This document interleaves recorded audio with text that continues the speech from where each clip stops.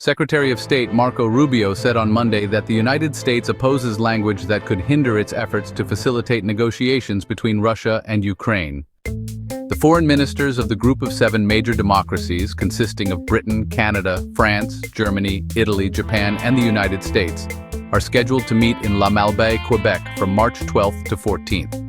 Since Russia's membership was suspended in March 2014 following the annexation of Crimea, the G7 meetings have emphasized their unwavering support for Ukraine.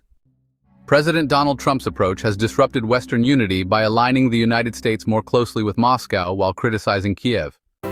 Canada initially aimed for the G7 to reach agreements on a wide range of issues, including the war in Ukraine, the Middle East, China, and efforts to curb Russia's shadow fleet. The term shadow fleet refers to vessels used by Russia for transporting oil, arms, and grains in defiance of international sanctions, as they are not regulated or insured by conventional Western providers.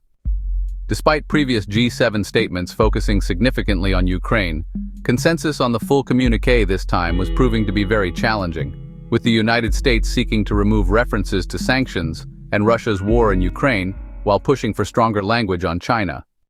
Secretary Rubio stressed the importance of avoiding antagonistic language that could hinder bringing Russia and Ukraine to the negotiating table, with the goal of eventually reaching a meaningful and unifying document.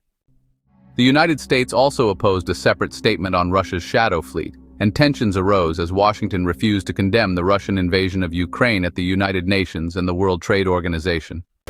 Despite the difficulties in reaching consensus, ongoing talks were being held to seek a compromise among the G7 members.